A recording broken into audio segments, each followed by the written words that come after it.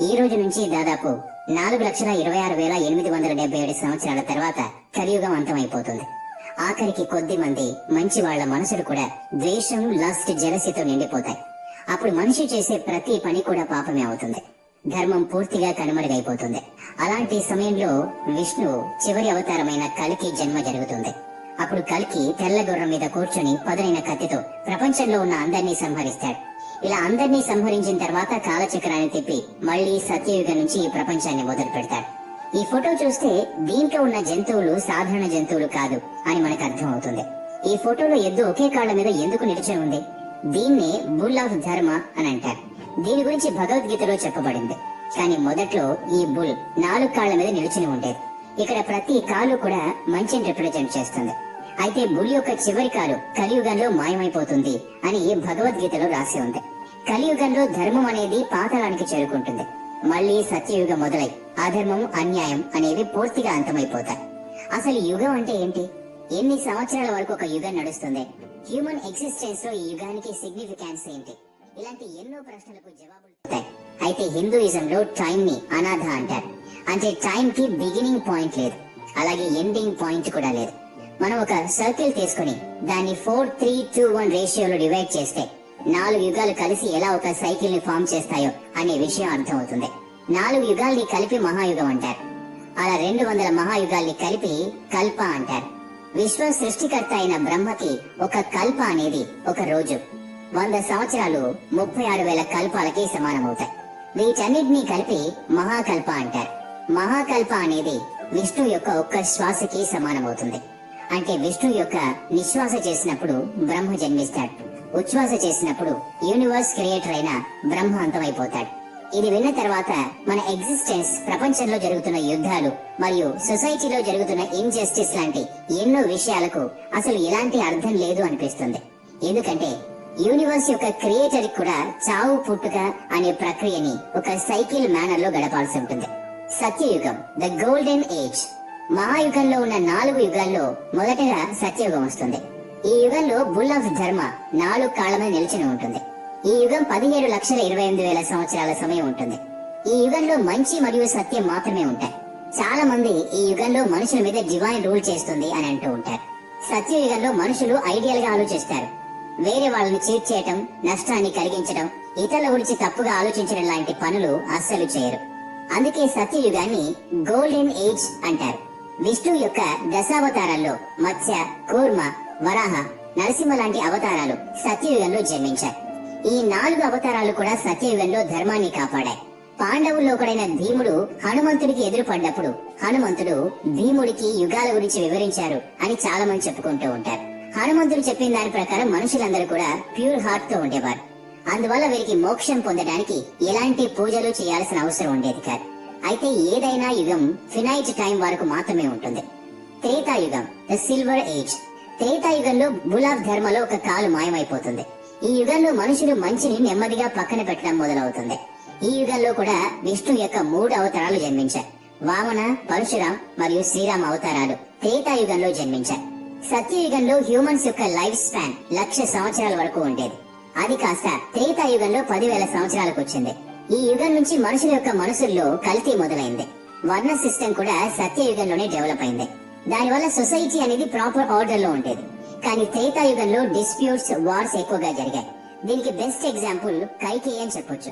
ఎందుకంటే తన కొడుకు భరతుణ్ణి అయోధ్యకి రాజును చెయ్యాలి అని ఆమె కోరుకుంది.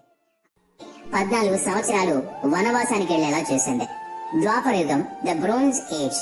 శ్రీరాముడు రావణుణ్ణి సంహరించి అయోధ్యకి తిరిగి వెళ్లాడు.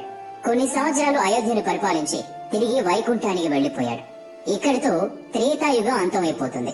12,96,000 సంవత్సరాల తర్వాత బుల్ ఆఫ్ ధర్మ యొక్క ఇంకో కాలు కూడా మాయమైపోతుంది. అంటే ద్వాపర యుగంలో బుల్ కి 2 కాళ్లు మాత్రమే ఉన్నాయి. ఈ యుగంలో మనుషుల మధ్య యుద్ధాలు ఎక్కువ అవుతూ ఉంటాయి.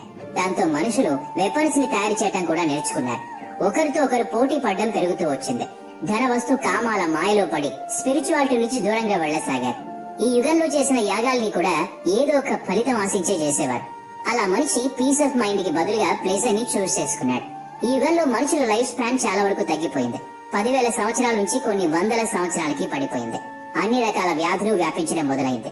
అలా సొసైటీ యొక్క లివింగ్ స్టాండర్డ్ డిక్రీజ్ అవుతూ వచ్చింది. ప్రైడ్, ఓవర్ కాన్ఫిడెన్స్ లాంటి ఎమోషన్స్ ఇంటెలిజెన్స్ ని ఓవర్టేక్ చేశాయి. ఎలా అంటే మహాభారతంలో పాండవులు కూడా ఓటమిని అంగీకరించాల్సి వచ్చింది. పాండవుల క్యాపిటల్ ఇంద్రప్రస్థలో ప్యాలెస్ కన్స్ట్రక్షన్ పనులు పూర్తయిన తర్వాత ధృతరాష్ట్రుడి ఫ్యామిలీకి ఈ ప్యాలెస్ ఆఫ్ ఇల్యూజన్ ని చూపించాలి అనుకున్నారు. అయితే ఇన్విటేషన్ యాక్సెప్ట్ చేసి దుర్యోధన, దుశ్శాసన, శకునులు పాండవుల ఈ ప్యాలెస్ కి చేరుకున్నారు. ఈ ప్యాలెస్ ని మాయాసురుడు తయారు చేయడం వల్ల ఈ ప్యాలెస్ అంతా ఎన్నో మాయలతో నిండి ఉండేది. ఇక్కడ మ్యూజికల్ ఇన్స్ట్రుమెంట్స్ వాటికవే మోగుతూ ఉన్నాయి. చేతులు పెట్టగానే పిల్లర్స్ మాయమైపోతూ ఉన్నాయి. ప్యాలెస్ ఫ్లోర్ గ్లిటర్స్ లాగా మెరుస్తూ ఉన్నాయి. దుర్యోధనుడు మహల్లో నడుస్తూ ఉన్నాడు. ఒక ప్లేస్ లో నార్మల్ ఫ్లోర్ అనుకుని అడుగు పెట్టి నీళ్లలో పడిపోయాడు. అది ఫ్లోర్ కాదు, ఒక స్విమ్మింగ్ పూల్. దుర్యోధనుడు పడిపోవడాన్ని చూసి అక్కడ ఉన్న దాసీలు ద్రౌపది నవ్వడం మొదలు పెట్టారు. దాంతో దుర్యోధనుడు చాలా అవమానంగా ఫీల్ అయి మనసులో పెట్టుకున్నాడు. ఆ తర్వాత ఇంటికి వెళ్లి కేవలం పాండవుల మీద రివెంజ్ కోసం ఆలోచించడం మొదలు పెట్టాడు. అప్పుడు ధర్మరాజుని, మిగతా పాండవుల్ని జూదం ఆడడానికి ఆహ్వానించాడు. ముందే ప్లాన్ చేసిన ప్రకారం మాయా పాచికల్ని శకునితో తయారు చేయించాడు. ఆట స్టార్ట్ అయిన తర్వాత ధర్మరాజు తన సమస్తం కోల్పోయాడు. ఆ తర్వాత మిగతా పాండవుల్ని కూడా పోటీలో పెట్టి కోల్పోయాడు. ఇక ధర్మరాజు దగ్గర పాండవుల అందరి భార్య అయిన ద్రౌపది మాత్రమే మిగిలింది. చివరికి ధర్మరాజు జూదంలో ఓడిపోయి ద్రౌపదిని కూడా కోల్పోయాడు. ఈ మొత్తం సంఘటనలో ధర్మరాజు కేవలం తన ఓవర్ కాన్ఫిడెన్స్ వల్ల మాత్రమే ఇష్టం వచ్చిన డిసిషన్స్ తీసుకుని ఓడిపోయాడు. అందుకే ఎమోషన్స్ అనేవి మనిషి ఇంటెలిజెన్స్ ని పనిచేయకుండా చేస్తాయి. అందువల్ల మన లైఫ్ లో ఇంపార్టెంట్ డిసిషన్స్ తీసుకున్నప్పుడు లాజిక్ యూజ్ చేయడం మర్చిపోతూ ఉంటాం. కలియుగం, the iron age. Over confidence వల్ల ఏం జరుగుతుంది అని ధర్మరాజు ద్వారా మనం తెలుసుకున్నాం. అక్కడ సభలో ద్రౌపదికి జరిగిన ఘోర అవమానం వల్ల పాండవులు కౌరవులతో యుద్ధానికి సిద్ధమవుతారు. అలా పాండవులు కౌరవుల మధ్య భయంకర యుద్ధం జరుగుతుంది. దీన్నే మనం కురుక్షేత్రం అంటాం. ఈ యుద్ధంలో పాండవులు విజయం సాధిస్తారు. కానీ ఈ యుద్ధంలో రాబోయే యుగం అధర్మంతో మొదలైంది. బుల్ ఆఫ్ ధర్మ యొక్క 3వ కాలు మాయమైపోవాల్సిన సమయం వచ్చింది. కలియుగం 4,32,000 సంవత్సరాల వరకు ఉంటుంది. కలి అనే వర్డ్ ట్రాన్స్లేట్ చేస్తే దీని మీనింగ్ ఇంటెన్స్ డిసగ్రీమెంట్. అంటే ఈ యుగం సత్యయుగానికి పూర్తి ఆపోజిట్ అని చెప్పాలి. ఎందుకంటే కలియుగంలో స్పిరిచువాలిటీ అండ్ రిలీజియన్ పేరు మీద చాలా ఫ్రాడ్స్ జరుగుతూ ఉంటాయి. వేదాలు అలాగే ఎక్స్పర్ట్స్ ప్రకారం మనం ప్రస్తుతం కలియుగంలో జీవిస్తూ ఉన్నాం. కలియుగంలో ఇప్పటికీ 5,123 సంవత్సరాలు గడిచిపోయాయి. ఇంకా 4,26,877 సంవత్సరాలు మిగిలి ఉన్నాయి. కృష్ణుడు కలియుగాన్ని 4 యుగాల్లో అన్నిటికంటే వర్స్ట్ అని చెప్పాడు. ద్వాపర యుగంలోని కృష్ణుడు కలియుగం గురించి పాండవులకు చెప్పాడు.